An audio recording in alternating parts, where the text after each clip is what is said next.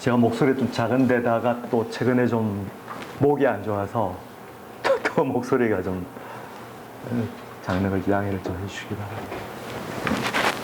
우리 사회가 이건 상징 일이고 다 아시는 또 워낙 사회적 이슈가 되고 있는 일이기 때문에 다시 말씀 안 드려도 되겠지만 어느 나라보다도 사실 비정규직 비율이 많고 또 정규직과 비정규직과 임금 격차는 아마 전 세계적으로 우리나라 제일 클 것 같아요. 전 세계적으로. 워낙 이제 사실 제조업 부문하고 공무원의 정규직 노동자가 우리나라처럼 많이 받는 나라는 없거든요. 그러니까 그건 국제 비교를 통해서도 확인할 수 있다시피 현대자동차가 평균 임금이 생산직 1억 정도 유례 없는 그런 공무원의 노동자들도 굉장히 많은 높은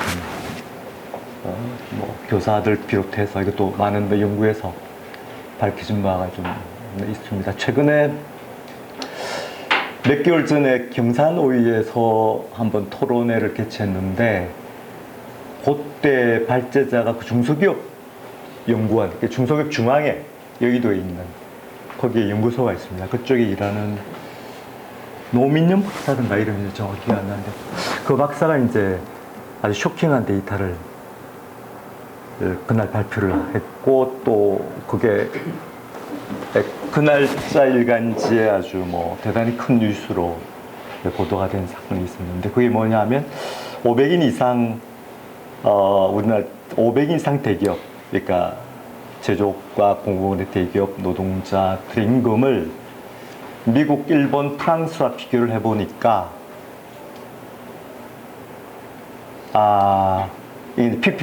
이제 그 PPP 기준, 물가 기준으로 해서 일본보다는 우리가 60%가 더 많았고 프랑스와 미국보다 우리가 더 많았어요.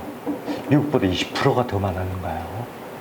굉장히 높은 임금을 국제적으로 볼 때도 그래 받고 있는 것이죠. 그러니까 이게 그게 사실은 여러 가지 통계적으로 확인되는 게 우리가 이제 상위 10%의 비중이 세계 어느 나라보다도 높다는 거. 상위 10% 비중이 임금 불평등이 굉장히 높은 그런 나라가 되는 것이죠. 상위 10%라고 하는 게 말하자면 사실은 특히 민노총 또는 한국노총, 조직노조의 핵심적인 부대를 형성하고 있는 그룹이거든요. 당장 우리가 경험적으로 알다시피 특히 이제 그 과정에서 사실은 8000년 이후 임금 운동을 이끈 이게 가장 핵심적인 이게 행위자는 사실은 현대자동차 노동조합이죠.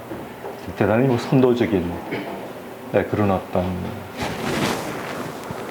역할을 했고 대체로 이제 현대자동차에서 임금에서 끝나면 대체로 이제 이 동종업종, 그리고 주로 이제 자, 일단 기아자동차는 거의 현대자동차 타결률에 따라서 또 타결 액수에 따라서 대임금 타결하는 그런 어떤 패턴을 보여왔고 또 한국GM은 한국GM은 현차기아차 비교도 할 수 없을 정도의 사실은 열악한 재정 상황 하에서도 항상 노동조합은 현차기아차처럼 해달라는 하는 게 이제 관습처럼 돼 있으니까 1조가 넘는 어떤 부채 하에서도 한국GM 노동조합이 요구하는 걸 보면 굉장한 액수를 요구하는 그 요구 액수 전체를 합하면 거의 수천억에 달하는 정도의 그런 어떤 요구를 하거든요. 그러니까 이걸 가르쳐 우리가 일종의 좀 전투적 경제주의다 이렇게 얘기할 수 있는 경제주의다. 그걸 대단히 파업과 같은 전투적 행동을 통해서 이제 말하자면 쟁취하는 게 물론 이제 민주노조 운동의 진영의 특히 제조업 분야 이쪽에 오랫동안의 관습으로 되어 있는 그런 어떤 것이죠. 자, 뭐 그렇게 되면 그 다음에 이어서 뭐 포항제철이나 이런 또 한국의 대표적인 대기업들에서 또 비슷한 수준에서 좀 못한, 사실은 포항제철은 현차보다 좀 떨어지는 수준이 있습니다만 그런 수준에서 타기를 하고, 그래서 사실 8.2 이후 수년 동안은 사실은 이런 대기업 노동의 선도적인 임금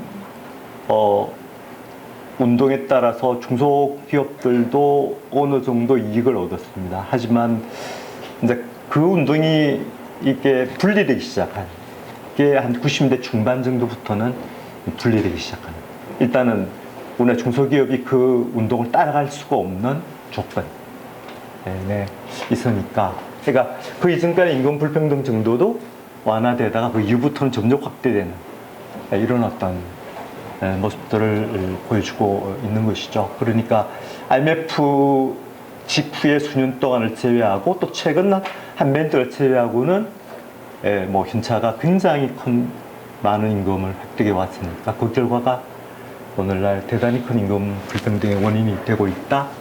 이렇게 저는 생각하는 것이고, 또 뭐 최근에 논쟁이 전체 그러니까 이 이제 소득주 성장이 주장에 대한 한 배경을 형성하는 게 최근에 주로 학파, 그 변윤 교수 이쪽 그룹, 주로 노동경제하는 친구들이 많이 있습니다만, 이쪽 그룹들이 또 이제 뭐 외전에 들어와서 임금 추도 성장론의 사실은 배경도 그런 게 있지만, 이제 소위 이제 노자 간의 소득 분배율을 보니까 이제 노동 측의 이제 소득 분배율이 크게 하락하고 있다는 것을 근거로 해서 말하자면 그 불평등 구조를 역전시키는 게 이제 이게 전체 성장을 이끄는 동력이 될 수 있다라고 주장하는 게 사실은 포스트 케인주의자의 입장이고, 이제 그것을 이제 이게 이 성장론으로 임금 주도 성장론으로 이제 이 가다 넘은 사람들이 이제 일부 이제 2010년경부터 이제 일군의 학자들, 어스트 카머랄지 또 주로 이제 영국에 거주하고 있는 이쪽 그룹 학자들이 ILO의 후원을 얻어서, 사실 ILO는 노사정 기구이긴 합니다만 뭐 그 속에 사실은 저 노동조합 친화적인 그런 그룹들이 다수 들어가 있기 때문에 사실은 그런 어떤 페이퍼들이 발표가 되는 것인데, 그 중에는 또 이상현 박사와 같이 이제 뭐 우리나라, 저도 뭐 예전에 만나본 적 있습니다만 또 우리 한국 여기 이제 경제학자들도 거기 이제 들어가 있습니다만, 네, 그런 어떤 힘입어서 뭐 2013년경 14년경 이쪽에 사실 소득성장 그룹들이 그다음 문재인 대표죠. 문재인 만난 것 같아요.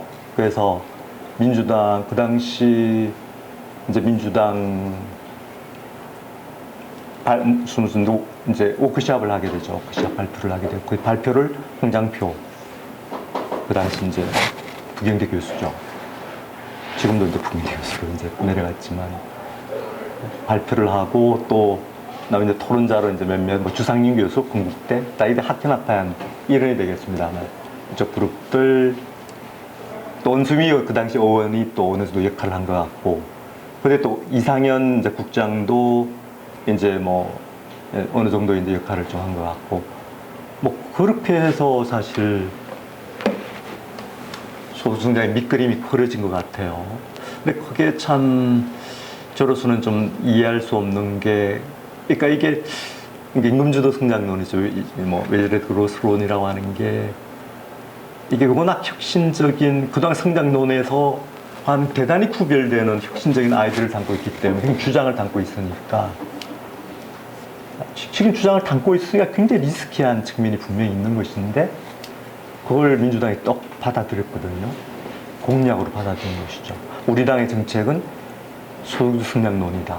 그래서 그런 어떤 밑그림들 그런 밑그림들 속에 이제 여러 가지 뭐 최저임금 인상도 들어 있고 뭐 그 다음에 또 여러 가지 다양한 그런 비정규 정규직화도 들어가 있고 또 뭐 대기업과 중소기업 근데 워낙 이제 뭐 영국이나 이쪽 유럽과 구별되는 게 워낙 대기업과 중소기업 간의 양극화 문제니까 또 그거는 또 원래 경제 성장론에 들어있지 않은 한국의 특수한 상황에 대한 해법으로서 또 그 항목이 들어가 있고 뭐 이렇게 등등으로 해서 배치해서 이제 뭐 문재인 대통령이 되고 나서 실행에 옮겨지고 있는 것 같은데 뭐 사실은 고성장론을 실현할 수 있는 정도의 그런 어떤 여러 가지 조건이 갖추지 않은 상태에서 당연히 또 워낙 뭐 최저임금 급격한 인상 자체가 워낙 충격적인 그런 어떤 정책이었고 저도 뭐 초기부터 반대를 해왔습니다만 또 어떤 유럽의 어떤 좌파 정부도 임금주도 성장론을 수용한 적이 없거든요. 제가 아무리 찾아봐도 토론한 흔적도 안 보여요. 토론한 흔적도 안 보여요. 제가 아무리 잘 찾아봐도. 다만 영국의 이제 영국에서 이제 노동당 좌파 그룹에서 특히 이제 이 오나란이라는 이제 여성학자죠. 영국의 그린위치 대학교 경제학과 교수인데 예스트 가마하고 저 부부지간이에요. 부부인데 이 오나라는 영국 노동의 좌파 그룹하고 상당히 가까운 그런 사이니까 그 경우는 좌파 그룹에서 임금주 성장론을 수용을 한 흔적이 정도 있는 그런 것이고 그리고 대단히 이게 노동조합으로서는 정말 뭐 만세를 부를 수밖에 없는 이런 어떤 주장들이거든요. 그러니까 뭐 노동수급이 악화되니까 그러니까 만사의 척도가 노동수급 분배를 올리는 것은 다 선이 되는 거예요. 그건 올바른 정책이 되는 겁니다. 올바른 정책이 되는 거예요. 근데 그러니까 뭐 노동자 유연성 플렉스빌리티랄지 또는 그다음에 복지국가였던 리트렌치먼트라고 해서 또 80년부터니까 벌써 거의 뭐 한 40년 가까이 계속 지속적으로 지금 되고 있는 게 복지국가의 리트렌치 복지국가의 축소 제조 중이죠, 사실은. 그 배경은 역시 뭐 긴축재정이라고 있는 것이거든요. 긴축재정. 그러니까 지속적인 긴축이라는 퍼머넌트 오토리티라고 하는 이게 굉장히 중요한 조건인데 그런 것들 깡그리 무시해버리고 분배를 올리자. 그리고 또 근데 그 상당한 역할을 노동조합에 부여하는 것인데 이미 유럽에서 노동조합 운동의 정당성이라고 하는 게 이미 상당히 훼손된 그런 상태. 이게 이전에 이렇게 유럽에서 노동조합 운동이 일반 이해관계를 대변할 수 있던 시기는 사실은 4번째 황금기 때, 그러니까 50년부터 한 70년대 중반? 이쪽까지가 말하자면, 이쪽까지가, 이제, 노동자 운동이, 일반 취약한 사회계층의 일반적 이해 또는 전 국민적 이해 관계를 이제 대변하고 옹호하고 또 그걸 복지국가의 확대를 통해서 실현에 옮길 수 있었던 시기였거든요. 근데 그것도 노동자 운동 전체가 아니고 사실은 북부 유럽 노동조합, 노르딕과의 북부 노동조합 좀 국한된 이야기라고 좀 할 수가 있는 이런 어떤 점에서 특히 뭐 이미 뭐 우리가 불평등 구조를 분석했을 때도 이미 90대 중반 정도 되면 이미 그러니까 불평등 그러니까 임금 불평등을 이제 축소시키는 데서 있어서 중요한 역할은 노동자 운동이 해줘야 되는 것이거든요. 또 해왔고, 근데 90대 중반부터 사실은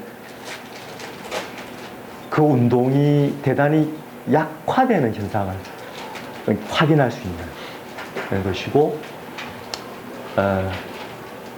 뭐 그 이후 최근에 이르기까지는 사실은 더욱더 이제 이게 운동의 정당성이 이게 좀 떨어지고 또 대중들의 신뢰를 얻지 못하는 뭐 이런 어떤 상황이니까 이런 상황을 깡그리 무시해버리고 노동조합 운동의 그런 어떤 이게 부흥 이런 것들을 외치니까 이게 사실은 기존에 말하자면 이런 주제 가지고 연구했던 사람이든 아니면 또 뭐 소위 3인주의 정당이든 이런 임금적 성장론에 대해서 굉장히 이건 아주 놀라운 주장이고 용감한 주장이고 이렇게 되는 것인데 그것을 또 한국의 소득주의 성장이 또 덥석 물어서 그걸 문재인 대표의 정책으로 만들었으니까 이게 우리 같은 사람한테는 굉장히 놀라운, 그리고 또 진보 진영이 아직까지도 마치 이게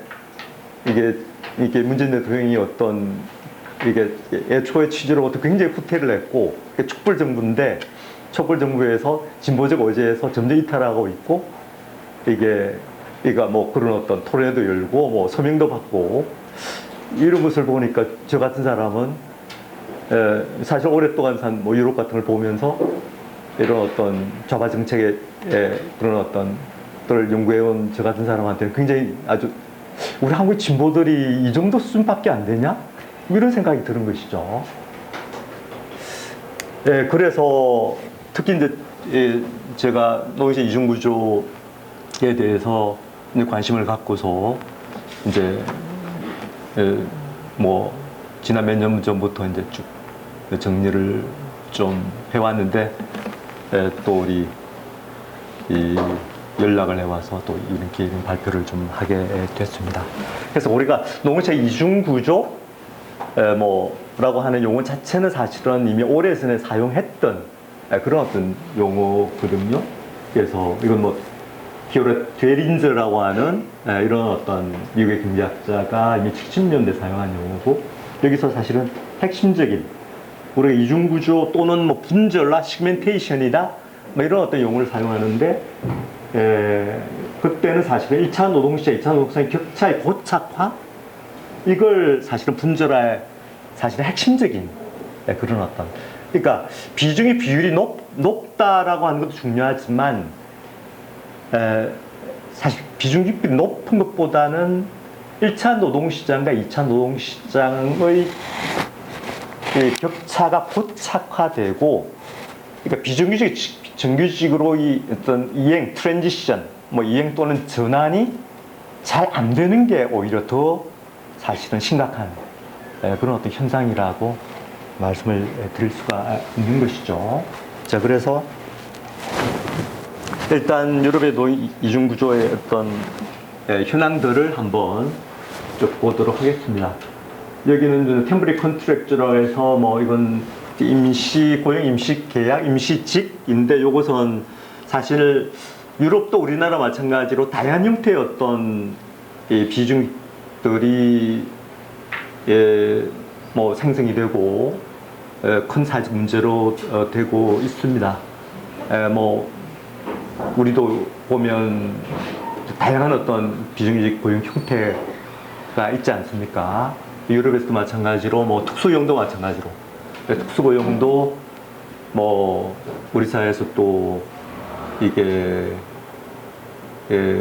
뭐 대단히 심각한 문제이고, 또 기존의 어떤 근대적인 고용 관계로 규율할 수 없는 그런 어떤 전혀 새로운 어떤 고용 형태들이 최근에 특히 이제 무슨 또 긱스경제 뭐 등등과 함께 출현하고 있는 이런 현상들이 많이 출현을 하고 있지만, 하지만 통계적으로는 사실 이제 EU 차원에서 다양한 고용 형태를 통일적으로 어떤 데이터로 산출하는 작업은 하지 않고 그다음에 이 템포러리, 그러니까 임시 고용에 한해서만 그런 통계적인 데이터를 생산을 하고 있습니다. 그래서 EU에서 이 임시직이라고 했을 경우에는 뭐 기간제와 파견 노동자들을 합한 것이다. 이렇게 간단하게 생각을 하시면 되겠습니다.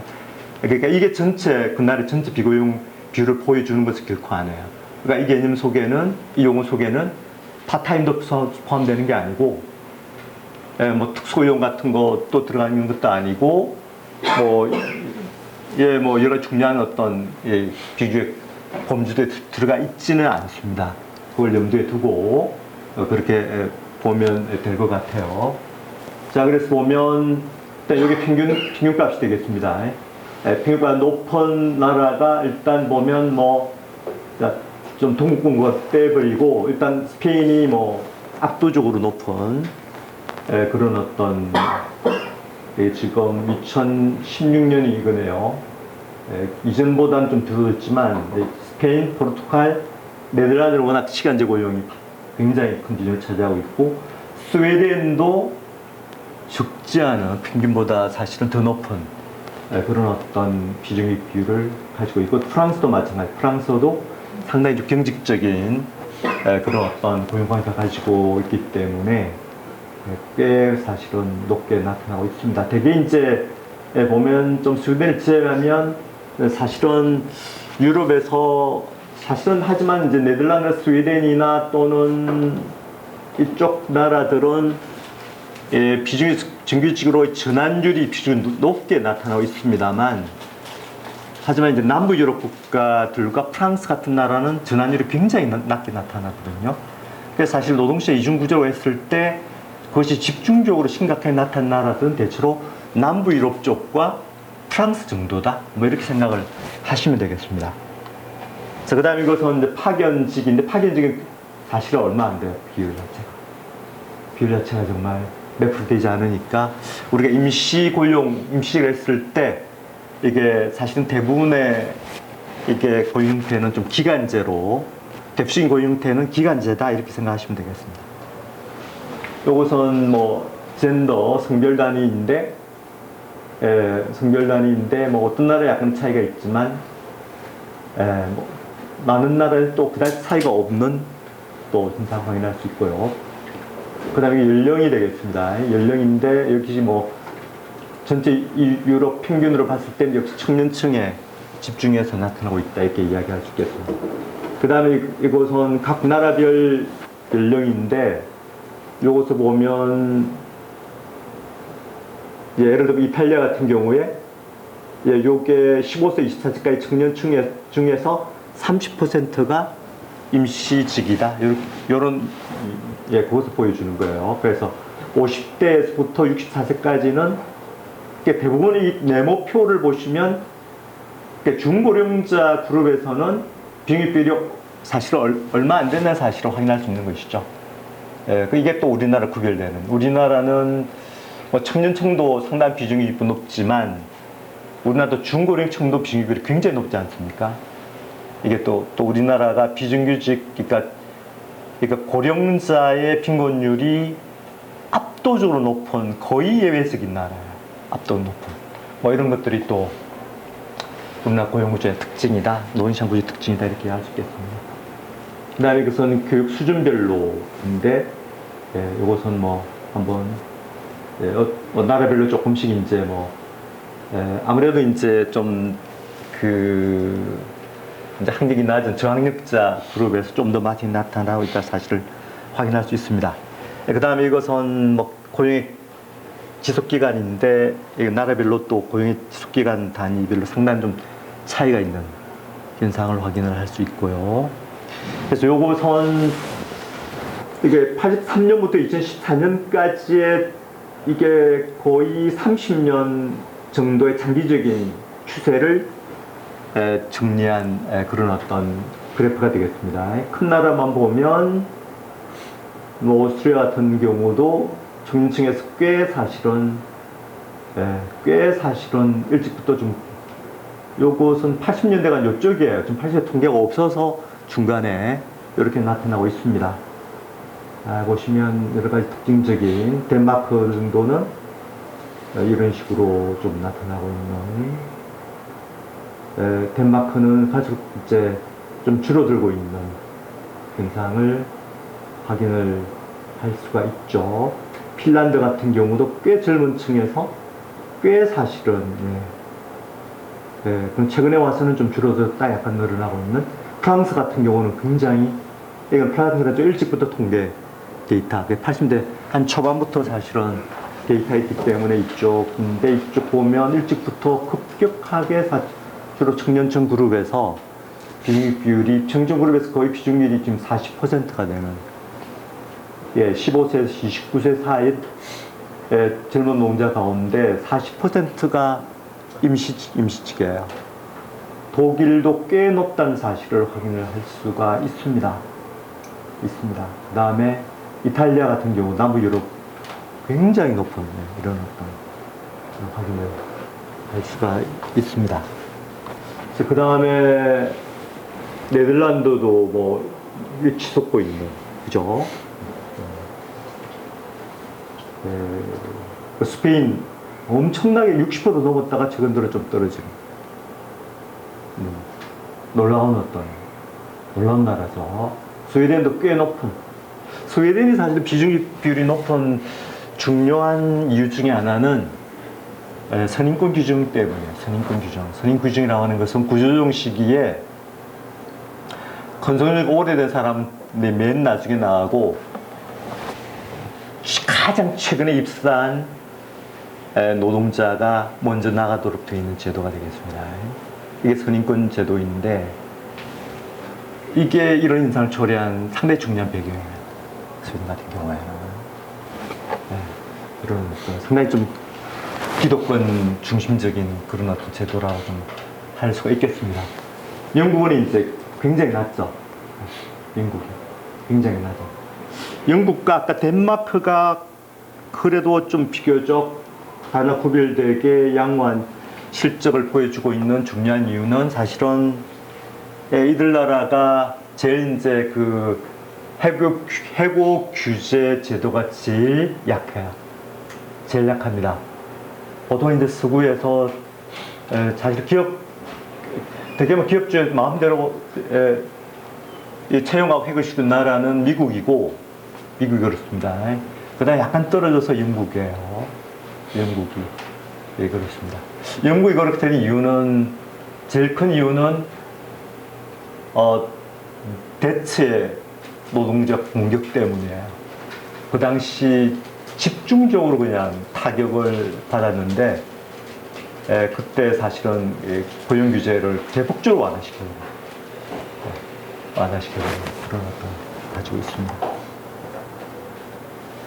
그 다음에 이것은, 자, 신규 고용 계약을 할 때 임시 계약을 하는 비중이에요.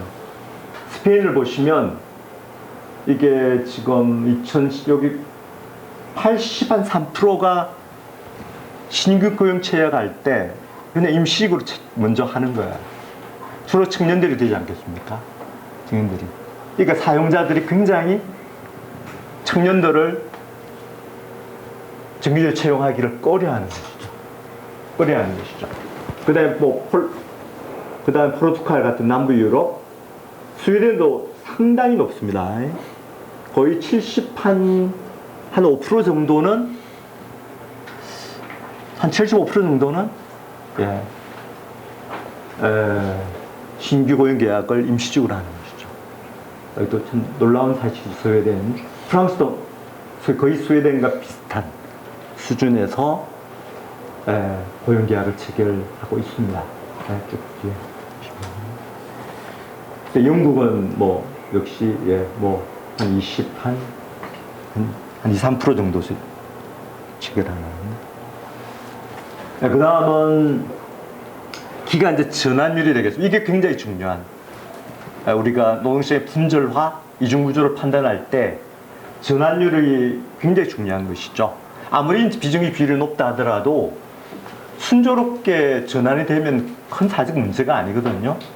순조롭게 전환이 될 때 우리가 비정규직을 징검다리라 표현하는 징검다리, 스태핑 스톤이다.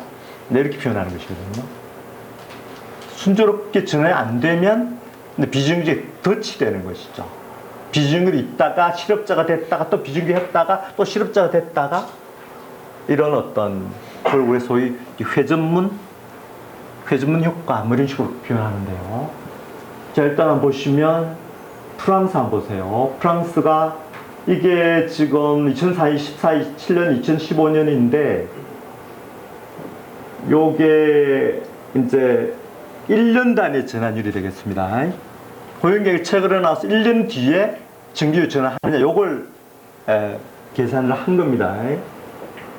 계산을 한 겁니다. 그래서 자 보시면 프랑스가 뭐 별 변화가 2014년도, 2015년도 약간 2015년도에 10% 그러니까 고용계획을 체결해서 그 중에 비정규직 중에서 불과 10%만이 1년 뒤에 정규직으로 전환하는 거예요.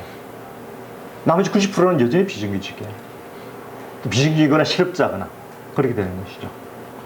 그러니까 이거는 대단한 노동시장의 분절화 구조가 고착되어 있는 것으로 볼 수가 있습니다. 스페인도 마찬가지. 이 두 나라가 어쨌든 비슷해요. 한 10% 정도 나머지 이렇게. 이탈리아가 한 20% 가까이 되는. 네. 네덜란드도 최근에 한 20% 정도 이렇게 나타나 있습니다. 근데 우리는 비정규직 전체를 대상으로 한 전환율 분석은 노동연구원의 박사들이 약간 한 게 있는데 이게 직접적으로 이제 유럽하고 비교가 안 되니까 기간제만 비교한 기간제 전환율은 나와 있거든요, 데이터상으로. 그래서 기간제 전환을 보면 2013년도에 1년 뒤 전환율 11.9%에서 약간 올랐다가 지금 떨어지고 있는. 우리도 이제 이쪽 그룹 프랑스, 스페인 그룹하고 유사하니까 우리도 굉장히 사실 비중의 비율도 굉장히 높은 거의 스페인 수준에 육박하는 거의 비슷한 수준다가 전환율도 굉장히 떨어지니까 우리나라의 이게 농장 구조가 그냥 악성의 농장 구조다. 이렇게 말씀을 드릴 수가 있겠습니다. 요것은 이제 청년 실업인데 요거는 밑에는 일단 10년 뒤 전환율이에요. 10년 뒤 전환율이 되겠습니다. 10년 뒤에 비정규직으로 10년 뒤에 전환율을 보면 스페인이 50%가 안 돼요. 10년 뒤에도 여전히 비정규직이거든요. 네, 이런 어떤 10년 뒤 전환율이고 요것은 이제 그러니까 이게 노동자 분절화 구조가 고착화 될수록 사실은 그 부담의 상당한 부분이 청년들에게 집중이 되는 것이죠. 청년들에게 집중이 되는 것이죠. 그러니까 당연히 청년 실업률이 높을 수밖에 없는. 그러니까 이게 이제 최근에 2016년도 청년 실업률이에요. 15세 24세까지인데 보시면 제일 높은 나라가 요 에스파니아, 스페인이에요. 스페인 청년 실업률이 45%. 45%입니다. 절반의 청년 노동자가 놀고 있는 거예요. 놀고 있거나 떠돌아다니거나 아니면 집에서 니트죠. 아무것도 안 하고 있는. 아무도 안 하고. 아니 비경할 니트 아니면 실업자 니트 이런 쪽이죠. 이탈리아도 굉장히 심각하지 않습니까? 그러나 전 사회적 문제가 되는 것이죠.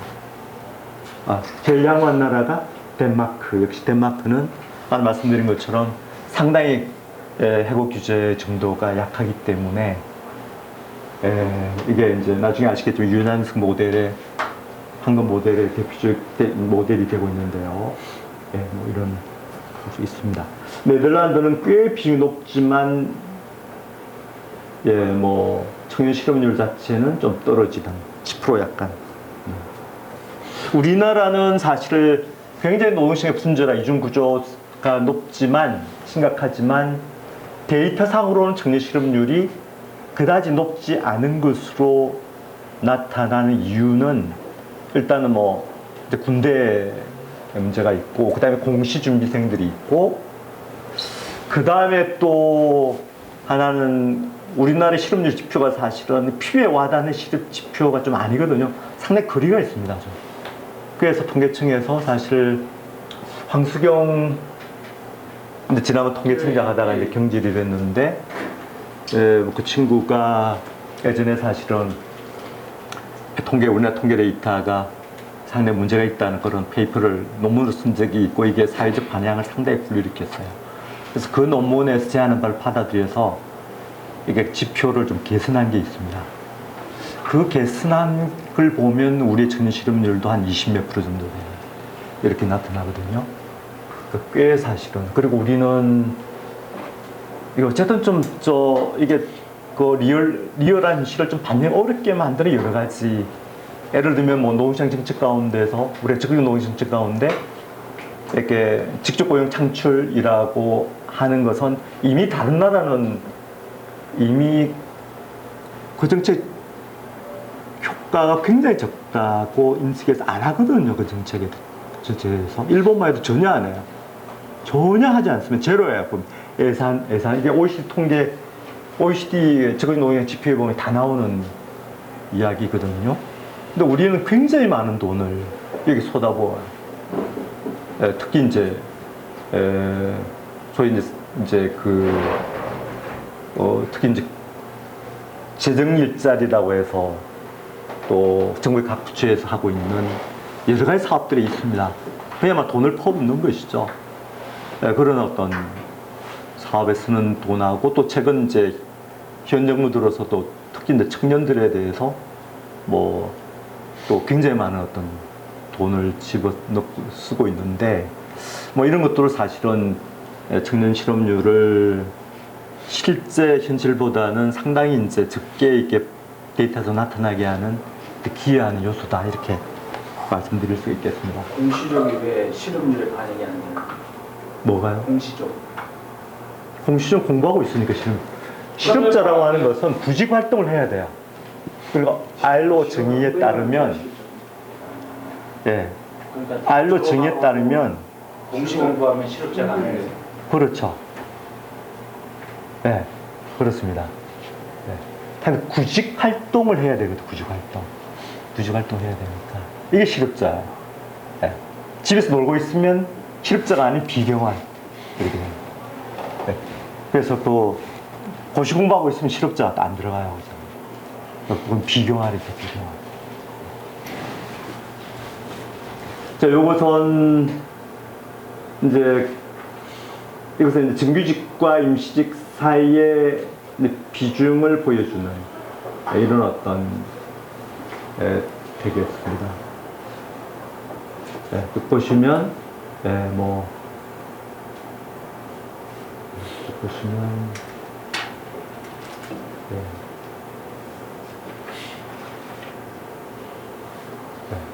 보시면 이탈리아 같은 경우에 갈수록 증가하고 있는 프랑스는 뭐 거의 그것이 유지되고 있고 등등 장기적인 어떤 추세로 확인할 수 있습니다. 보시고요. 요것은 이제 상태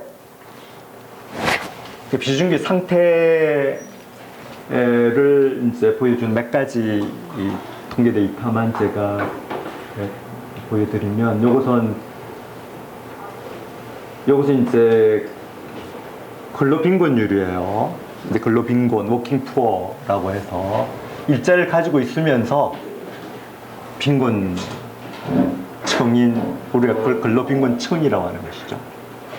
근로빈곤청인데 요게 이제 고용 형태별로 한번 보시면 이게 지금 10번 회색이 정규직이고 검은 게 임시고용이 되겠습니다. 요거 동그라미는 이제 그 나라의 임시직 고용 비율이 되겠습니다.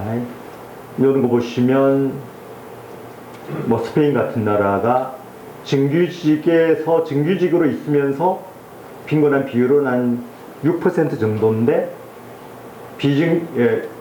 임시직으로 있을 때는 빈곤층으로 분류될 비율이라고 해야 되겠죠. 비율이 한 3%. 이렇게 나타나고 있죠. 나머지 나라는 제일 뭐 이런 스웨덴도 한 이 정도, 이탈리아는 이 정도, 독일도 한 어떤 비중이 있으면 어쨌든 그 중에 한 10% 정도는 다 빈곤층으로 이렇게. 그러니까 사실 빈곤할 확률이, 그러니까 비중이 있더라 하더라도 빈곤층으로 떨어질 비율이 적은 나라가 좋은 나라 되는 거죠. 그 좋은 나라가 보면 이제 3인조 국가들, 핀란드, 덴마크, 이런 나라, 네덜란드, 뭐 오스트리아, 뭐 이런 나라들이 비교적 우리가 영국처럼, 영국은 좀 비율 자체도 적지만 비중이 되더라도 뭐 한 10, 한 1%, 1, 2% 정도 이 정도가 빈곤층으로 되는 되겠습니다. 그래서 요걸 참고로 지난번에 제가 포스팅한 적도 있는데, 요게 사실은 이제 이게 뭐냐면 저소득자의 가처분 소득, 저소득자의 가처분 소득을 각 나라별 비교한 그런 어떤 그래프가 되겠습니다. 요것은 진짜 우리 공명대 선생님이 항상 건설 일용 노동자도 잘 살 수 있는 나라 이야기하지 않습니까? 네. 비중이 또 잘 살 수 있는 나라가 참 좋죠. 나라 되면 좋은데, 그게 이제 유럽의 사례를 보자 이거예요. 유럽에서 어떻게 상태가 어떤지 보면 이제 이게 이제 각 나라별 평균 임금 대비 50% 기준으로 저소득자 기준을 설정했어요. 설정했을 때 뗄 거 다 떼고 세금 내고 사회보장세 내고 그 다음에 받지 않습니까? 받는 것은 여러 가지 이제 그 나라 이제 복지제도에 따른 여러 가지 급여를 받지 않습니까? 급여를 받아서 최종적으로 연봉 기준으로 해서 과연 어느 정도 차이가 있는지 그걸 보여주는 데이터예요. 그걸 보시면 제일 큰 나라 덴마크예요. 덴마크는 예를 들면 한 2,500만 원 정도 되는, 덴마크에도 평균 소득의 절반이 한 2,500만 원이다 같으면 최종적으로 그 사람이 연말에 가처분 소득으로 인마이 포켓, 자기 계좌나 자기 포켓에 가져간 돈이 286%예요. 이거 그러면 한 5천 몇백만 원? 한 6천만 원 가까이. 이게 2010년도 데이터입니다. 최근에 약간 좀 변했을 수는 있어요. 변할 수 있습니다. 제일 적은 나라는 벨기에예요. 그냥 16% 정도예요. 16% 정도. 영국도 우리가 신자유주의 국가라고 하지만 영국이 의외로 82% 정도. 2,500만 원이라고 가져가면 4천만 원대를 가져갑니다. 연말에 가져갑니다. 뭐 그 정도면 괜찮지 않습니까? 그렇지 않나요? 그럼 먹고 살만하지 않습니까? 4천만 원의 의미가 뭔지 모르겠어요. 예? 2,500만 원. 2,500은 제가 예시를 한 거고, 2,500이라고 하는 것은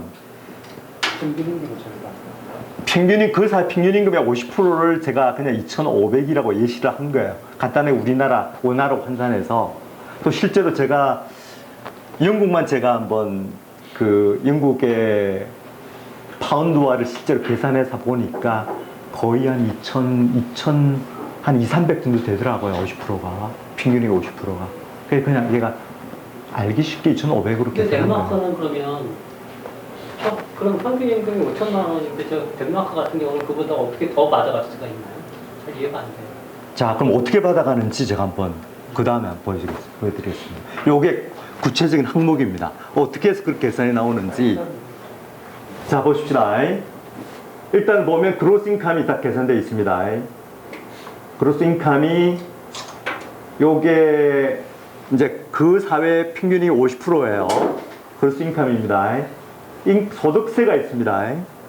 소득세가 천차만별입니다. 3인주의 국가들은 빈곤한 저소득층에 대해서도 상당한 정도의 세금을 뗍니다. 그게 3인주의 국가의 원리예요.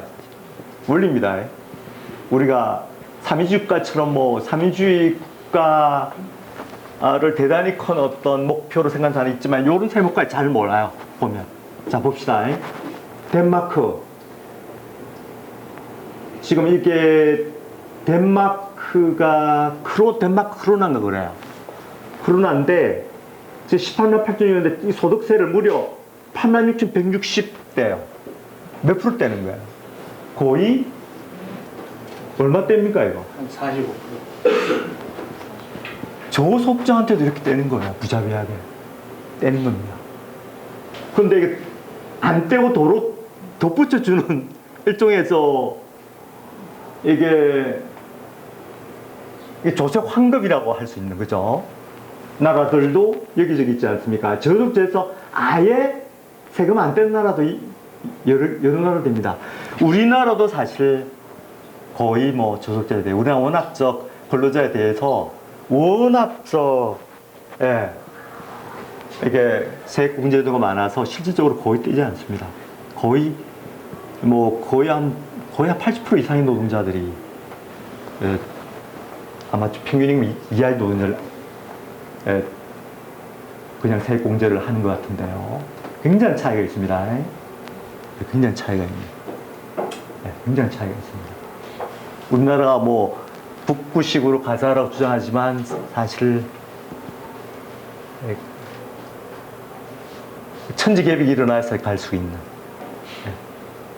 최근에 뭐 페북에서도 상당한 파퓰러한 한 친구가 이런 이야기를 한 적이 있습니다. 본인이 오랫동안 사회주의 힘을 꿈꾸다가 최근 들어 그 꿈을 포기했어요. 그걸 포기하면서 하는 이야기가, 자, 그러면 적어도 스웨덴 사회처럼 가자. 딱 이렇게 하는 거예요.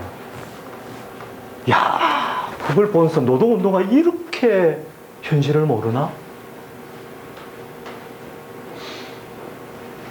이렇게 현실을 모르나? 독일과 같이 그렇게 예전에 좌파진이 강하고 파워풀한 노동자 운동이 벌어졌고 꽤 연대적인 노동조직이 있었던 나라도 그 나라 좌파의 꿈이 뭐겠어요? 스웨덴 같은 사회로 가자예요. 그 나라 좌파도. 근데 요지부동이거든요. 별 변한 게 없습니다. 변한 게 없어요. 이전 수십 년 전의 상태에서. 근데 우리나라 노동자 운동이 고작 동료 노동자 구조 조정돼서 무급휴직하고 있는 동료 노동자에 대해서 자기 월급에 3만 원 떼는 것조차도 부결이 아니죠. 그건 합의를 했기 때문에 부결이 아니고 이미 지난번에 뭐 한국GM 노사 합의할 때 합의된 사항이면 지켜야 되지 않습니까? 근데 고작 3만 원 가지고 예전에 군산공장이 붕괴량 구조될 때 아무런 도움을 제공하지 않았다? 그리고 최근에 조합원수가 줄었다. 그러니까 우리 부담이 조금 늘어날 것이다. 이렇게 해서 우리 못 내겠다라고 이제 선언해버린 3만 원. 이런 수준으로 어떻게 해서 천지개벽이 필요한 사회로 이행해 갈 수 있겠어요? 불가능한 꿈이죠. 불가능한. 그래서 보면, 자, 소득세를 뗍니다. 주는 데도 있지만. 그 다음 이것은 사회보장세예요. 여러 가지 뭐, 보험제도에 대한 컨트리뷰션이에요. 컨트리뷰션이 되겠습니다. 그 다음에 토탈 텍스, 이 두 개 합친 돈이에요. 자, 그 다음 이것은 요 그로스 인컴에서 요걸 뺀 금액이에요. 이거 포스트 텍스 인컴이 되겠습니다. 그 다음부터는 받는 거예요. 자, 일단 큰 항목이 주택급여입니다. 주택급여가 굉장한 차이가 있습니다. 저희 지급하지 않는 나라, 덴마크는, 예, 이게 주택급여가 상당히 큰 항목을 차지해요. 영국도 사실은 보면, 영국이 UK 있죠. 3,900, 이게 우리 돈으로 한 60만 원 정도 되거든요. 자, 주택급여. 되게 저소득자들은 주택 상태도 뭐 어쨌든 별로 안 좋을 거 생각되니까 자, 주택급여 받는다 생각하고 이게 한 60만 원 정도 받습니다. 60만 원 정도요. 네. 자, 그 다음에 가족급여가 있습니다. 여기 아동수당이에요. 근데 유럽은 거의 대부분 만 18세 미만의 아동이에요. 아동입니다. 투자녀. 얼마입니까? 1인당 30만 원 정도 받습니다. 투자 60만 원이에요. 그러니까 요것도 이제 가정을, 물론 뭐 저소득 가정에는 애가 없는, 자녀가 없는 가정이 있겠지만 일단 받는다고 가정한 거예요. 투자까지 받는다고 가정한 거예요. 가정한 게 쭉 나옵니다. 그런데 덴마크가 특이한 게 사회적 부조. 우리나라 국민기초생활보장제도예요.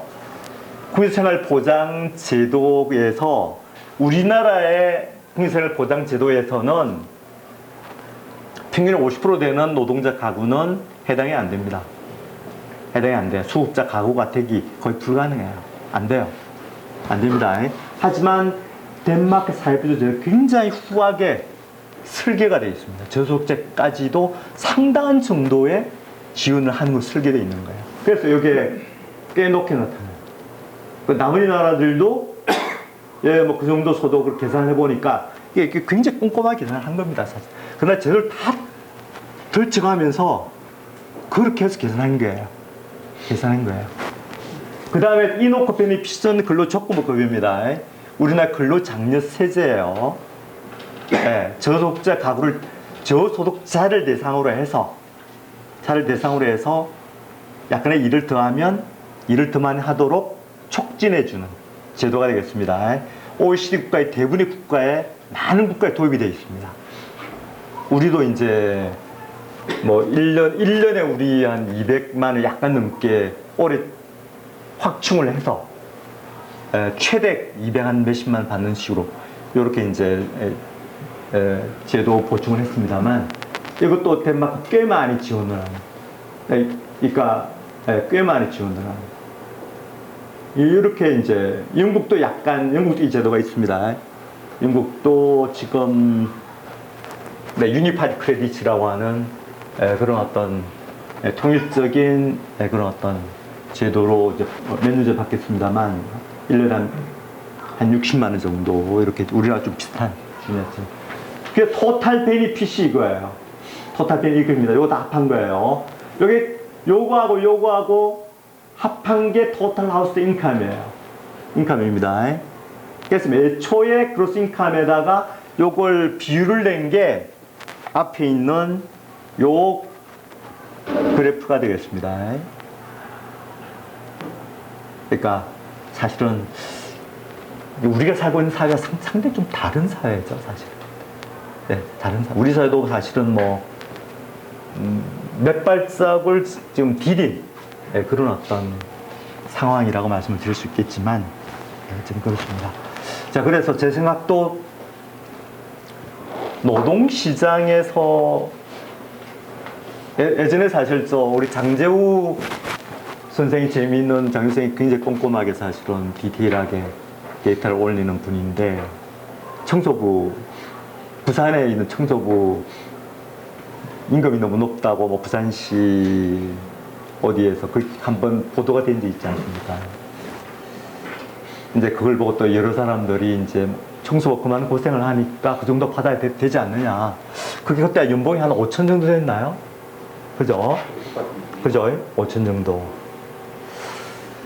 됐고, 또 어떤 사람들은 또 다른 생각을 가진 분도 있겠고, 또 아마 이 자리에 계신 여러분들도 여러 다양한 생각을 가질 수 있겠는데, 또 장재우가 굉장히 꼼꼼하게 디테일하게 아주 장재우 선생이 데이터를 봤던데, 근데 유럽의 거의 대부분의 나라에서 사실 청소부가 전문적인 청소부는 있습니다. 빌딩 청소랄지 이런 건 제외하고, 우리 일반적으로 이제 우리 흔히 이제 일상적으로 경험하는 청소를 보면 사실 뭐 유럽은 거의 뭐 다 직무급이니까 직무 등급이 제일 낮아요. 1등급이에요. 1등급입니다. 이게 상대 저임금이죠. 저임금이 되겠습니다. 네. 근데 독일 같은 데서는 사실은 또 직무 등급이 1등급에서 1등급에 속하지도 못하고 그 더 하위 등급이에요. 더 하위 등급이에요. 1등급 바로 밑에 지난번 2005년도에 독일 공공부문에 그 당시 임금 체계 개혁이 이루어졌는데 그때 사실은 1등급을 해놓으니까 자꾸 독일의 이제 지방자치단체나 또는 공공부문 쪽에서 외주하는 거예요. 왜냐하면 시장임금보다 높으니까. 시장이 높으니까 그냥 외주 줘버리는 거예요. 자, 그래서 독일의 노동조합은 베르디예요. 독일 통합서비스 노동조합입니다. 독일 공공부문의 제일 큰 상대방인 노동조합은 몇 개 노동조합이 같이 연합해서 참여를 하는데 그중 제일 파푸한 노동조합은 베르디예요. 조합원 수 250만입니다. 1개 노동조합 3별노조예요. 정상조직 내실센터도 아니에요. 250만이에요. 굉장히 큰 노동조합이죠. 이 노동 참여하는데 이 노동조합과 상대방은 독일 우리나라 치면 독일 행안부 이런데요.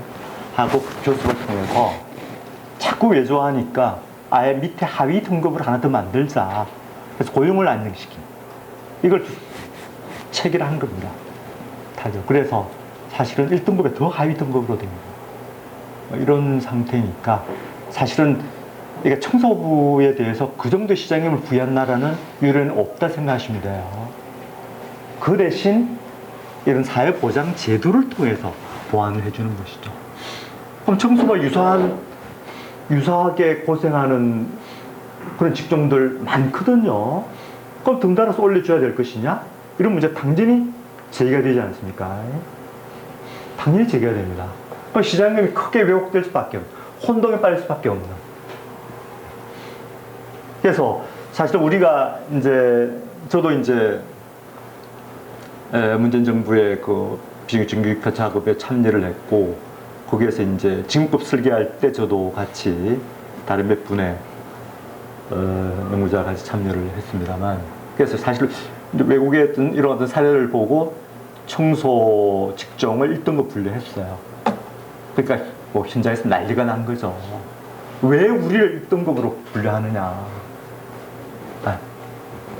뭐 이런 식으로 뭐 했지만 사실 뭐 어쩔 수가 없는 사실 직무평가를 해보면 그래도 직무평가를 해보면 뭐 약간의 수정은 있을 수가 있지 모르겠지만 어쨌든 하위 등급에 배치될 수밖에 없는 그런 어떤 뭐 어쨌든 최근에 직무평가의 경향이라고 하는 것은 육체적인 부하 이런 것에 부여하는 가중치가 낮게 설정하는 일반적인 관행, 그것보다는 더 사실은 전문적인 지식 이런 것에 대해서 더 높은 가치를 부여하는 게 또 일반적이니까 어쨌든 제 생각은 좀 이렇습니다. 그래서 사회보장 제도를 통해서 이들의 빈곤한 상태를 개선해주는 이런 어떤 방향이 되어야 된다는 게 제 생각이고요. 요것은 또 고용 형태별, 그룹별 정규직과 비정규직의 차이가 되겠습니다. 그래서 뭐 유럽에서 요건 뭐 단순한 비유이기 때문에 사실은 엄격한 의미에서의 어떤 정규직과 비정규직의 차이라고 하기는 어렵죠. 엄격하게 우리가 비정규직의 차이를 분석하기 위해서는 사실은 회계 분석을 돌려서 여러 변수로 통제를 해줘야 돼요. 여러 가지 뭐 인적자원, 뭐 학력, 또는 뭐 근속연수, 기타 여러 변수를 통제를 해야 사실은 보다 정확하게 차별인지 아닌지를 알 수 있습니다. 요건 단순 비교. 그래서 어쨌든 서구에서도 꽤 어쨌든 남녀 간 또는 정규직과 비정규직 간 요거는 기간제가 되겠습니다. 꽤 차이가 있다는 사실을 확인을 할 수가 있습니다. 그러면 뭐 어떤 분은 또 수고해서 직무급이니까 동일 노동 동일 임금의 원리가 지켜지니까 차이가 나느냐 이런 말씀을 하실지 모르겠지만 반드시 유럽에서도 직무의 비중과 동일 노동이고 지켜지는 것도 아니에요. 아닌데 그건 지켜지기 위해서는 사실은 동일한 협약에 포함이 돼줘야 되거든요. 근데 많은 비정규직들은 사실은 협약 외의 노동자, 협약 바깥에 있는 협약의 대상이 아니죠. 그러니까 뭐 상유 입장에서도 사실은 협약임금을 지켜줄 이유가 별로 없는 이것인데, 그러니까 노동자, 유럽의 노동자들이 그런 어떤 일종의 뭐 예를 들면 독일 같으면 뭐 독일 이게 메탈 같으면 이제 파견 노동자들을 위해서 여러 가지 이제 말하자면 단체배 규율화된 노력들을 하고 있는 그런 것이죠. 지금 1시간 넘었는데 많이 나왔나요? 예, 금방, 뭐, 이게 워낙 늦게, 자, 요건 지금 말씀을 드렸고, 사실 이게 이제 본격적인 이야기인데, 간단히 이건 지금부터는 좀 빨리 진행을 좀 하도록 하겠습니다. 이제, 어쨌든 일어났더니 심각하니까, 이제 계획을 해야 된다, 이런 어떤 움직임이 이전부터 당연히 이제 생길 수밖에 없는 것인데, 대표적인 입장은 역시 이제 규제화나, 그 다음에 플렉시큐리티, 유연함이 되겠습니다. 그 다음에 재규제론, 이렇게 세 개의 입장으로 크게 나눌 수 있겠습니다. 규제화는 사실은 80년대, 90년대, 특히 90년대 중반 이 정도에 사실은 그 당시 이제 유로피안 스클레로시스인가요? 그 유럽 경화성이라고 하는 유럽경이 굉장히 안 좋았던 그런 시기가 한 90년대 한 중반경이에요. 그때 실업률이 막 10% 이상 치솟고, 그에 비해서 미국은 대단히 좋았던, 그때 아메리칸 스탠다드 이야기가 굉장히 많이 나왔었고, 다 미국식으로 바꿔야 된다라고 많이 주장되었던 시기가 되겠습니다. 그때 IMF나 월드뱅크가 국제기구에서 이제 그동안 이제 주로 이제 자본주의 황금기죠. 황금기 동안에 축적된 복지제도들 그거 반납하고, 그 다음에 단체배약이나 노동법을 통해서 규율된 거, 그것도 대폭적으로 축소를 해야 다시 활기 있는 경제가 돌아갈까 주장한 거예요. 하지만 지금은 사실 이 주장은 상당히 좀 들어간, 왜냐하면 불평등 문제가 워낙 이제 중요한 이슈이고 편제된 현상이 나타나니까, 어쨌든 지금은 어쨌든 이게 한 90년대 한 중반, 이것도 한 후반 이후부터 등장했나요? 플렉시큐리티, 유연한 정성. 이게 현재까지 어쨌든 제일 말하는 파워풀한 그런 입장이라고 할 수 있겠습니다. 특히 EU에서 강력하게 밀고 있는 그런 어떤 주장이고, 주로 이제 덴마크, 네덜란드 노동시장 모델을 해서 노동시장은 유연하게 하고 그 대신 사회적 안전만 적극 노동시장 정책을 적극적으로 확충. 요게 유명한 황금 삼각형이 되겠습니다. 노동시장을 유연하게 하고 캐고 규제를 완화해서 이 이야기 되겠습니다. 관대한 복지 제도를 갖추고 적극적인 노동시장 정책을 통해서 노동력의 이동을 원활하게 만드는, 이게 유연한 정책이 되겠습니다. 그 다음에 재규제로는 주로 노동조합 진영에 주장하는 주장이고, 또 노동조합 친화적인 연구자들, 특히 이제 뭐 그림쇼 이 사람은 다 영국의 맨체스터 대학교 경제학과의 대학 교수들로 있는 사람들이고, 또 우리나라 진보 진영의 입장도 다 이 입장이 되겠습니다. 재규제론이 되겠습니다. 진보 진영의 입장. 뭐 일부 대학 교수는 또 다른 생각을 유연성에 동의하는 사람도 있겠습니다만, 공식적으로는 노동사 연구소 같은 노동자 후원하는 이런 조직에서도 다 재규제론을 주장하는. 지금 재규제론 하는 것은 비정규직 규제를 다시 규제해야 돼. 비정규직에 대해서 그동안 완화된 비정규직 사용을 상당히 완화시킨 것을 다시 규제해야 된다 주장이에요. 그리고 정규직에 대한 규제는 더 규제하거나 아니면 그대로 놔두자 이 주장이 되겠습니다. 그래서 주로 이제 계획의 대상이 된 것은 고용보 입법, 해고 규제를 더 완화해야 된다는 거, 어쨌건 농익 정책, 사회보장 제도, 노동의 제도, 근로시간의 유연성 이런 게 주로 이제 계획의 대상이 되는 거예요. 그래서 자, 그러면 대안적 논의를 한번 보겠습니다. 요게 이제 십수년 전부터 계속적으로 이제 여러 학자들이 제안하고 또 여러 나라에서 약간의 실험을 해본 되겠습니다. 요게 지금처럼 정규직, 비정규직 구분하지 말고 그냥 하나의 계약 형태만 인정하자는 거예요. 여기 싱글 오픈 엔디드 컨트랙트 얘기 않습니까? 예. 이미 싱글 오픈 엔디드 컨트랙트 하고 있는 나라가 있습니다. 미국. 미국 정규직, 비정규직에 대해서 해고 규제에 대해 아무런 차이가 없어요. 그냥 마음대로 그냥 고용주 마음대로 할 수 있습니다. 근데 학생 논의하고 있는 건 요겁니다. 요거. 주로 요거예요.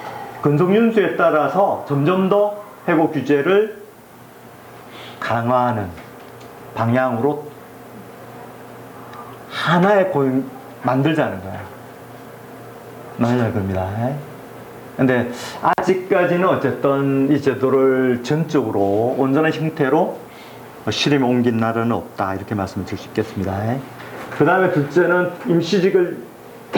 임시직을 재규제하는, 그러니까 임시직을 어쨌든 사용자들이 쉽게 사용할 수 있기 때문에 이제 고용하는 비용 자체가 너무 싸니까 재규제하자, 이 주장이 되겠습니다. 그게 이제 기간제 고용의 사용 기간, 연속 사용, 반복 갱신이죠. 반복 갱신 횟수, 또 전체 고용 대비 임시직 사용 비율 제한하는 뭐 이런 어떤 안들은 또 여러 나라에서 실천에 옮겨지고 있는 방안이 되겠습니다. 여러 개 또 여러 개 있습니다. 이게 뭐 인센티브 제공하는 임시직에 정규직 적용했을 경우에 여러 보조금이나 사회보험 기여금의 면제 등등, 뭐 프랑스 같은 나라 최근에 이런 어떤 계획을 했고요. 인슈키리 보너스라고 하는 프랑스에서 실시하고 있는 제도예요. 요거는 계약 종료 시에 총임금의 10%를 해당 임시직한테 주는 제도예요. 네, 주는 제도예요. 근데 기간제 계약 1년 체결했다가 더 이상 반복 갱신하지 않고 그냥 종료해버리면 그동안, 근데 그 기간제 노동자 1년 임금이 예를 들면 3천만 원이라 하면 300만 원을 덧붙여서 3,300만 원 주게 만드는 제도예요. 그걸 의무하는 제도가 되겠습니다. 이게 부담을 가중시키는 제도가 되겠습니다. 네, 그 다음 실업보험 기여를 더 부담하게 하는 것도 몇몇 나라에서 하고 있는 되겠습니다. 뭐 이게 프랑스 같은 사례고요. 이탈리아 사례가 되겠습니다. 기타는 또 임시를 대상으로 한 뭐 훈련이라는 것도 제공하는 방안이 되겠습니다. 그 다음에 3은 아예 이중적 노동시장 구조를 인정하자는 거예요. 인정하자는 겁니다. 이게 워낙 고착화 되어 있기 때문에 개선하기 어려우니까 이게 그냥 인정하자는 거예요. 인정하자는 거예요. 네.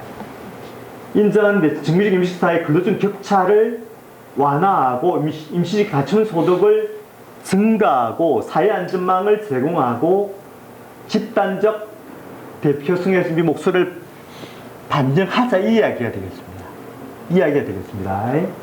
그래서 이 방법이 도구가 최저임금 인상, 또 근로조건 규제, 근로조건 급여, 텍스 크레딧, 세액공제죠. 사회적 주권세액 증가, 이렇게 해서 이것도 여러 가지 실천에 옮겨지고 있는 상황이다 말씀드리겠습니다. 맨 처음에 말씀 고용보 입법의 개혁인데, 이게 주로 이제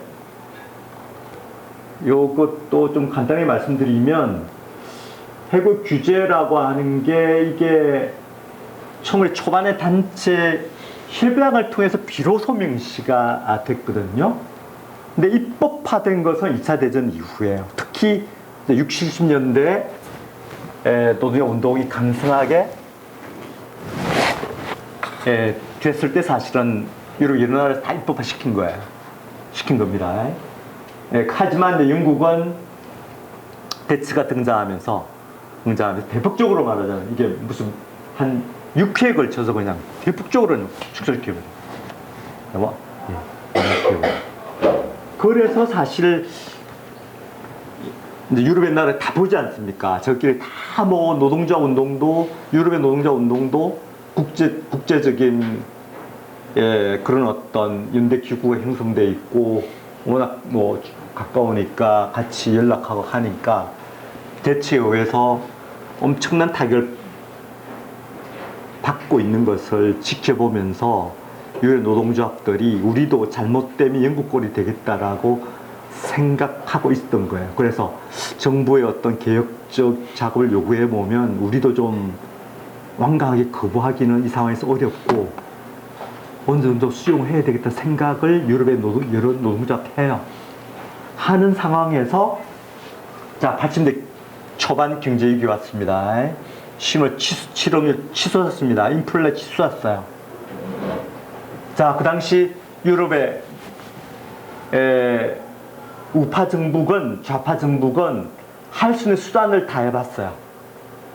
전통적인 개인주의적 정책, 재정 정책 다 해봤어요.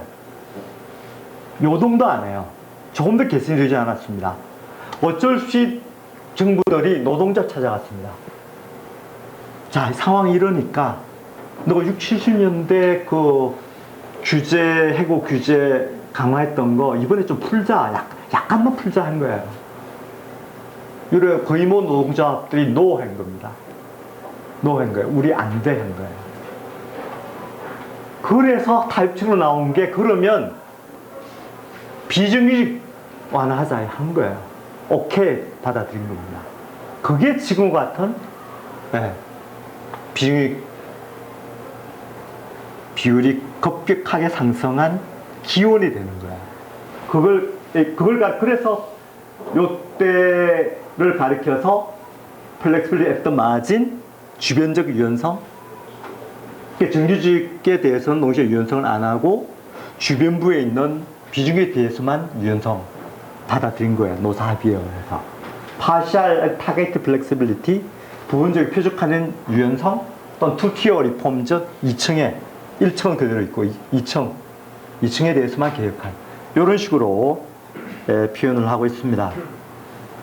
그래서 태도 이중 구조가 만들어지게 된 거죠. 태도 이중 구조. 그러니까 사실은 자본주의 황금기 때는 거의 완전 고에 가까웠으니까 기간제나 비중이 필요가 없어요. 불필요했어요. 그래서 예를 들어 프랑스 노동자 1.4%만 기간제였습니다. 스페인 같은 80년대 초반까지 계절 노동자 유예는 허용 자체를 안 했어요. 자체를 안 했습니다. 근데 80년대 초반 중반을 지나면서 급격하게 상승하기 시작합니다. 그렇게 되겠습니다. 요것은 프랑스가 이제 규율한 사례인데 요거는 좀 시간이 없어서 좀 생략을 하겠습니다. 그래서 요걸 말씀드리면 일단 정규직과 임시직의 피해 격차가 크면 클수록 노동자 분절을 초래한다. 격차라고 하는 게 이거예요. 격차라고 하는 이겁니다. 요런 그래프를 보시면 요게 지금 정규직 EPL이에요. 비정규직 EPL이 되겠습니다. 독일 꽤 간기 크지 않습니까? 덴마크는 별로 차이가 없어요. 스페인 요 정도 차이를 안 하고 있습니다. 핀란드 차이가 별로 없어요. 프랑스는 둘 다 까다로워요. 둘 다 꽤 프랑스 엄격한 게 아니고 프랑스가 꽤 격차가 큰. 프랑스는 비정규직 규제가 오히려 굉장히 파워풀한 이런 좀 예외적인 나라가 되겠습니다. 비정규직에 대해서 굉장히 정규직 규제는 한 중간 정도 되는데 비정규직에 대해서는 굉장히 엄격하게 규제하는 이런 나라가 되겠습니다. 뭐 등등 유럽 같으면 이런 어떤 이제 그래프들이 요건 뭐 그냥 OECD 지수를 그냥 그래프로 그린 거예요. 데이터가 다 나와 있으니까 그런 게 되겠습니다. 네덜란드 거의 차이가 나죠. 스웨덴은 꽤 많이 차이가 나지 않습니까? 등등. 어쨌든 이렇게 되어 있습니다. 그래서 우리가 이게 고용부익주의 고용 관계를 보면 일단 격차 노동자 분자를 초래하기 때문에 GDP의 격차를 축소시키는 게 여러 학자들, 국제기구들이 권유한 거예요. 노동시장 구조를 축소하기 위해서 필수적으로 해야 될 항으로서. 그리고 어쨌든 뭐 그게 임시직 채용 가능성을 높이고 건속 차이를 초래하고 빈터치를 만들고 노동의 비효율적 배분을 초래하고 남성을 초래하는 것으로 이제 상당히 많은 연구들이 축적이 돼 있으니까 이런 연구 성과를 요약하면 이렇게 되겠습니다. 최근의 고용보호 규제 해결을 보면 하지만 정규직의 고용보호 규제를 개혁하는 것은 대단히 어려운 과제, 별로 양보를 안 하는 대단히 큰 갈등을 수반할 수밖에 없는 이런 어떤 상황이니까 사실은 상당히 꽤 사실은 고용보호 규제를 완화한 경우에는 거의 노동조합이 총파업해요. 하지만 약간의 규제를 완화한 경우는 뭐 또 서로 합의하에 또 노동법 개정이 이루어지기도 하는 그런 모습들을 보여주고 있습니다. 그래서 보면 이탈리아, 스페인, 포르투갈, 프랑스, 스페인, 네덜란드 이런 어떤 나라들은 최근에 이게 해고규제 완화를 한 적이 있습니다. 그래서 요게 이제 그 양식화한 건데 이것도 좀 생략을 하겠습니다. 이거 보면 어쨌든 최근에 해고규제 완화, 정규직과 이제 임시직을 대상으로 한 해고규제 완화를 양식화해서 그렇게 만들어진 그런 어떤 표가 되겠습니다. 이것도 생략하고, 요건 아까 말씀을 드렸고, 개혁의 사례 중에서 요거 하나만 말씀드리도록 하겠습니다. 이탈리아 노동시장 개혁이 가장 이제 드라마틱하게 전개된 경우인데, 요게 2014년도거든요. 2014년도에 그 당시 이제 집권 여당이 이제 이탈리아 민주당이었습니다. 이탈리아 민주당은 이전에 이탈리아 공산당이 이제 90년대 정책 대격변에 의해서 당명을 바꾸고 그 다음에 이제 중도좌파적 이념을 받아들이고 그리고 이제 기민당 좌파 또 사회당 이쪽 그룹들을 받아들여서 민주당으로 이제 당명도 바꾸고 해서 만들어진 그런 어떤 정당인데 이 당시 2014년도에 그 당시 피렌체 시장, 그 당시 39살, 약관의 39살 그런 젊은 청년의 나이에 중앙정책 경험이 없는 피렌체 시장이 말하자면 이 당의 이제 수상으로 선출된 거예요. 수상으로 이제 선출이 되면서 이제 이탈리아 노동시장을 개혁하겠다라고 하는 게 말하자면 이 사람이 밝힌 그런 어떤 큰 그림이 되겠습니다. 그 중에서도 특히 이제 말하자면 규제 완화 이게 특히 이제 이게 요걸 바꾼 거야. 경영상 이유로 해고되었다면 나중에 법원에 부당한 판결 나더라도 복지 의무가 없다. 요렇게 바꿔버린 겁니다. 이렇게 바꿔버린 겁니다. 이게 엄청난 그런 어떤 노동자의 반발을 불러일으킨 그리고 이제 민주당 내에서도 민주당 좌파들 그리고 또 CGIL이라고 하는 이제 조직이 이탈리아 제일 노총인데 굉장히 전투적인 노동조합이 되겠습니다.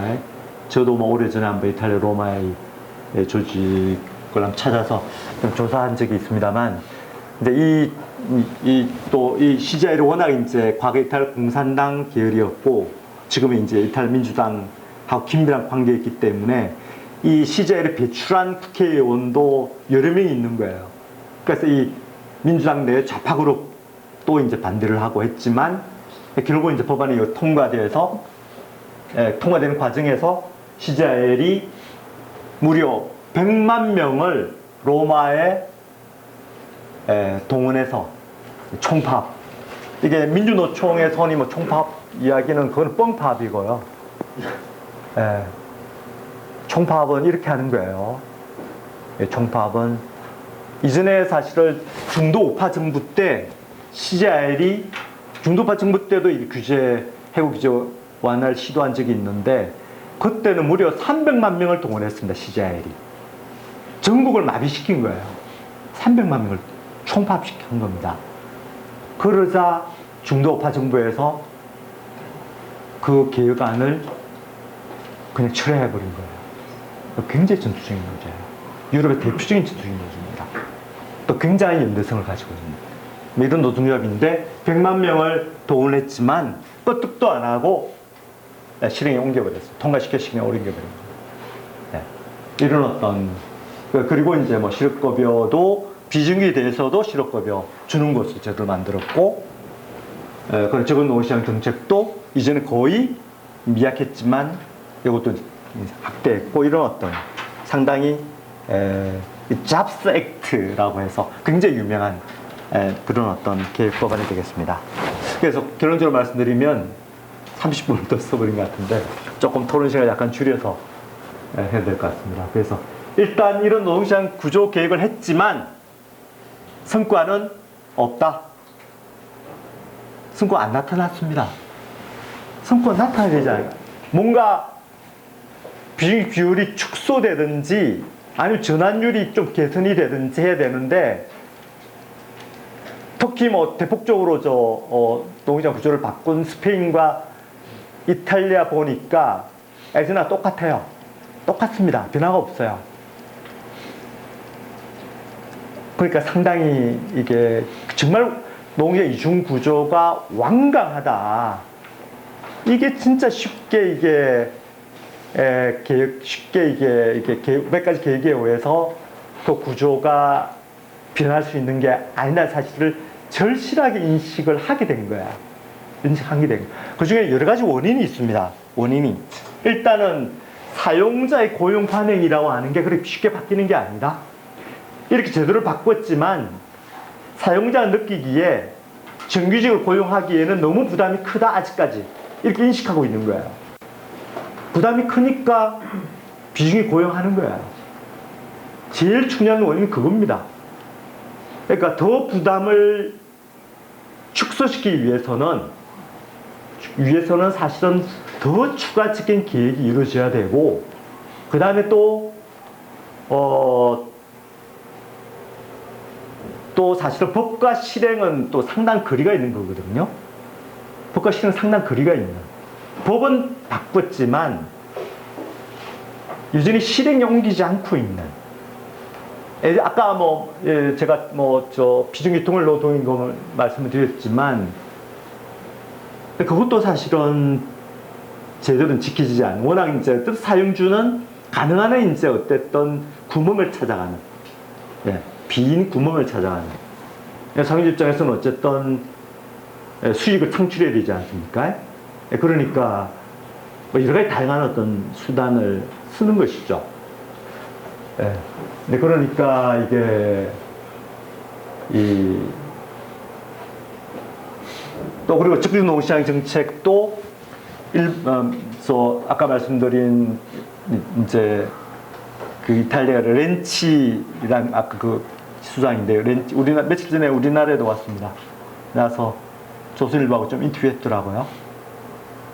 인터뷰한 걸 봤는데, 그 렌치 수장, 그 렌치 계획이라고 하는데, 그 정도 계획 제외하면 사실 적극 노동시장 정책이 워낙 돈이 많이 드는 정책이니까, 돈을 굉장히 많이 풀어야 하는 정책이니까, 이게 재정적으로 지속 가능 정책은 아니거든요. 특히 재정 긴축하에서,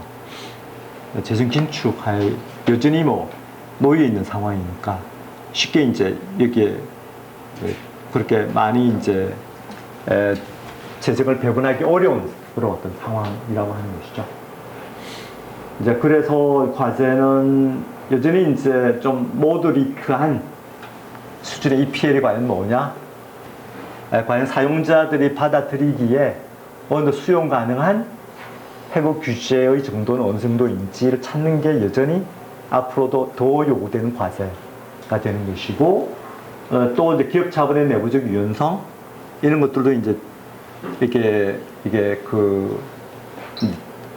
내부적 유연성을 높여줘야 사용자들이 정규직을 고용하는 그런 어떤 코스트를 줄일 수 있는 수단이 되는 거거든요. 이거 내부적 유연성 측면에서 가장 이제 뛰어난 나라 역시 독일이 되겠습니다. 대표적인 제도가 근로시간 계좌제, 계좌제라고 하는 게 이게 근로시간 계좌제라고 하는 게 이제 독일에서 상품 수입 변동에 대응할 수 있는 굉장히 아주 효과적인 수단이니까 뭐 이런 것들 아니면 이제 노동자의 어떤 기능적 숙련 이런 거. 제가 우리나라 그 정규직 쪽 노동 제조업, 특히 제조업 쪽의 노동자, 특히 자동차 쪽의 노동조합에 대해서 제가 상당히 이제 아주 제가 비판하는 중요한 이유는 우리는 정반대예요. 내부 유연성이 너무 없다라고 하는 거예요. 그러니까 장산업의 내부, 작업적 내부를 들여다보지 않은 사람은 좀 잘 모르는, 저는 오랫동안 이제 뭐 현찰 한국 지형을 연구해 왔기 때문에 근데 그 내부를 많이 들여다봤으니까 얼마나 유연성이 없는 경직적인지, 그러니까 일단 노무 비용은 엄청나게 치솟아 있지만 또 공장 내 노동자 간의 이동 이런 것은 굉장히 어려운 까다로운, 예를 들자면 지금 예를 들면 펠리세이드가 굉장히 엄청나게 팔리지 않습니까? 그럼 시장에서 많이 팔릴 때 회사에서는 많이 공급을 해야 되잖아요.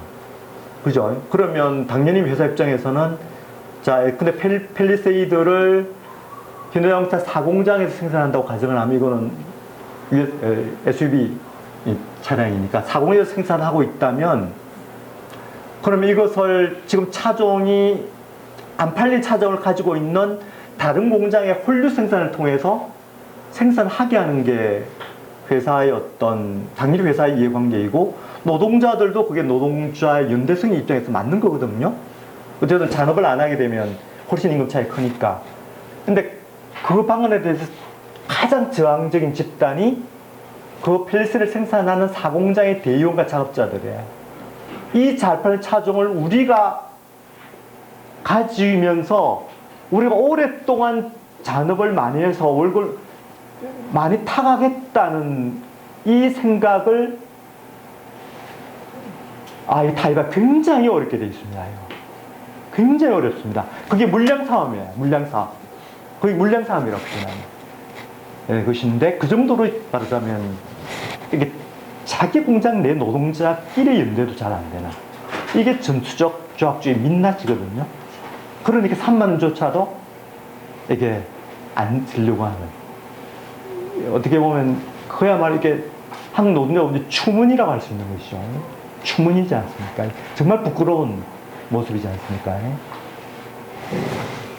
뭐 그런 어떤 정반대인, 그야말로 내부적 유연성이 없는 이런 어떤 상황이니까 참 뭐 이런 측면에서도 우리가 좀 우리나라의 노사가 좀 비교할 기운들이 있는 것 같습니다.